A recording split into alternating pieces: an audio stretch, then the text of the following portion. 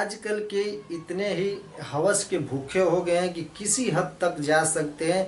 आज ऐसी आपको घटना सुनाने जा रहा हूं जो प्रशासन से गुहार लगा रहा है, प्रशासन से मदद नहीं मिल रही है। और क्यों नहीं मिल रही है, सब कुछ आपको डिटेल में हम कहानी में सुनाएंगे। तो नमस्कार दोस्तों, मैं हूं आपका मनोज, स्वागत करता हूं आप सभी का। मेरा मकसद दोस्तों आप लोग को जागरूक कर दूं। मेरा मकसद ये नहीं है कि आप किसी को मैं ठेस पहुंचाऊं। दोस्तों एक घटना बिहार की है। बिहार का एक जिला पड़ता है, उसी जिले में एक गरीब परिवार रहता है। वो बहुत ही गरीब रहता है, कैसे भी करके उन लोग का गुजर बसर होता है। उसी परिवार में एक लड़का होता है, जिस लड़का का नाम आपको बता दूं, नाम यहाँ पे बदल दिया गया दोस्तों। लड़का का नाम रवि बताया जाता है। लड़का आपको बता दूं 16-17 साल का तकरीबन रहता है। उसके पिताजी का बहुत तबीयत खराब रहती है और तबीयत खराब होने के कारण बहुत चिंतित रहता है। रवि सोचता है कि मैं भी कुछ पैसे कमाऊंगा तो मेरा घर का लालन पोषण और गुजर बसर चलेगा। फिर रवि एक दिन घर से निकल जाता है और चेन्नई के लिए चेन्नई चला जाता है। चेन्नई जाके रवि वहाँ एक कंपनी में काम काज करने लगता है। जो रवि होता है वो काम काज करने में बहुत मेहनती होता है।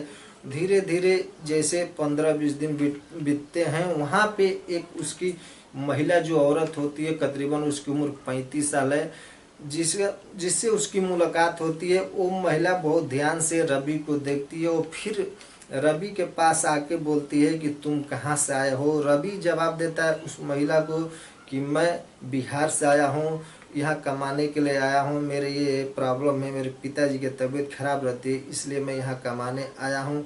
तो वो महिला ये बोलती है कि मैं भी बिहार की रहने वाली हूँ, आज से तुम मुझे चाची बुलाने का।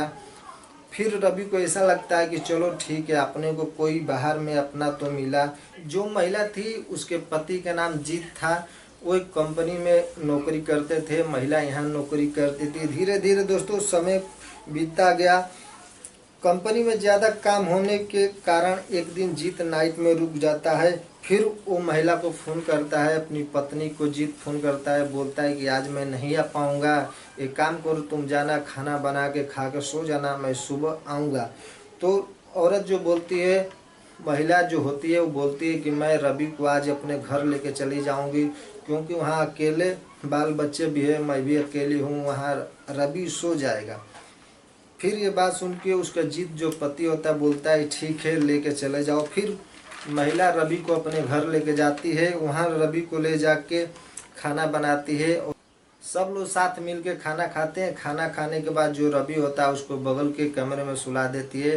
वो अपने बच्चों को लेके बगल वाले कमरे में सो जाती है। तकरीबन रात के 11 बजते हैं। 11 बजने के बाद वहाँ से महिला जो होती है वहाँ से अपने कमरे से उठती है और जो रवि होता है उसके कमरे में चली जाती है।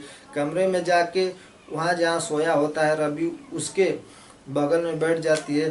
फिर उसके ऊपर हाथ फेरने लगती है। फिर रवि के अचानक नींद खुल जाती है। रवि ये बोलता है कि आप क्या कर रहे हो चाची? बोली कि कुछ नहीं, देख रही हूँ।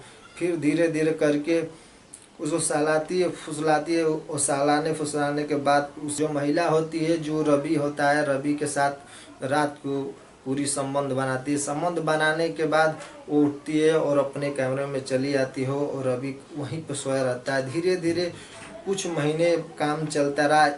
एक दिन की बात है दोस्तों, दिन में छुट्टी मार के रवि अपने कंपनी से वो महिला जो थी उसके कमरे पर चला गया। और जैसे कमरे पर जाता है तो महिला उसको पकड़ संबंध बनाने लगती है।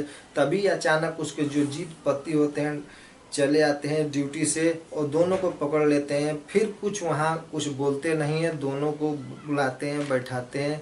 फिर अपनी जो पत्नी उनकी जो महिला होती है उनसे ये बोलते हैं कि तुम तो बड़ी हो, ये तो बच्चा है, क्यों इसकी ज़िंदगी बर्बाद कर रही हो, सुधरना है सुधर जाओ।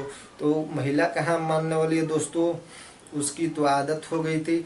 फिर वो अपने पति की बात को कोई गौर नहीं करती, पति की जो बात सुनती है उसके टाल देती है। धीरे धीरे दोस्तों कुछ दिन और चला। फिर एक दिन जीत और नाइट में रुक जाता है और नाइट में रुक जाता है तो फिर ये रवि को बुला के अपने कमरे में बार संबंध बनाने लगती है। फिर रात को जीत ड्यूटी से चला आता, फिर उनको रंगे हाथे पकड़ लेता है। बहुत समझाने के बाद जो महिला होती है नहीं समझती है, तो पति जो उसका पति होते हैं जीत, तो क्या करते हैं अपने बच्चों को लेके अपने गांव चले आते हैं। फिर रवि के साथ वो खुलेआम रहने लगती है, जैसे मर्जी चाहे वैसे करने लगती है।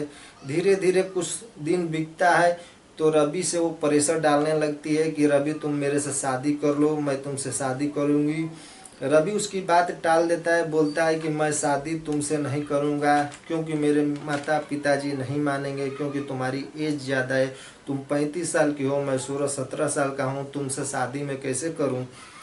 फिर बार बार उसके प्रेशर डालने के बाद एक दिन की बात है दोस्तों, जो रवि होता है बाजार जाता है, बाजार से एक धारदार चाकू खरीद के लाता है और बिस्तर के नीचे छुपा देता है। फिर खाना पीना खाते हैं, खाना पीना खाने के बाद दोनों सोते, रोज की तरह वो लोग संबंध बनाते। संबंध बनाने के बाद जो रवि होता है वो चाकू निकालता है, उसके छाती को चाकू से वार कर देता है। कई चाकू वार करने के बाद जो महिला होती है उसकी वहीं पे मृत्यु हो जाती है। मृत्यु होने के बाद काफ़ी रवि डर जाता है, वो वहाँ से रूम से उठता है, वो डायरेक्ट कंपनी भाग जाता है।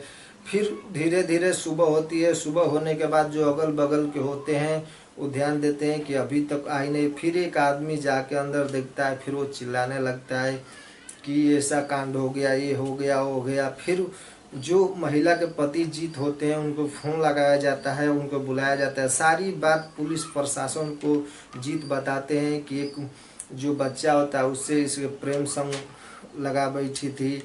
ये सब बात सुन के पुलिस प्रशासन उस बच्चे को पकड़ लाती है। पहले से तो रवि डर गया था, पूरी बात घटना बता देता है कि मैं ऐसा ऐसा किया था। ये सब बात सुन के पुलिस प्रशासन उनको बाल जो जेल होती है, बच्चों की जेल, वहाँ पे रवि को भेज देते हैं और जो महिला होती है उसकी बॉडी को पोस्टमार्टम। मेरा मकसद है दोस्तों आप लोग को जागरूक करना, मेरा मकसद ये नहीं है किसी को ठेस पहुँचाना। जो भी आपके मन में डाउट है कमेंट सेक्शन में ज़रूर कमेंट कीजिए। मिलते हैं अगली वीडियो में, तब तक के लिए जय हिंद।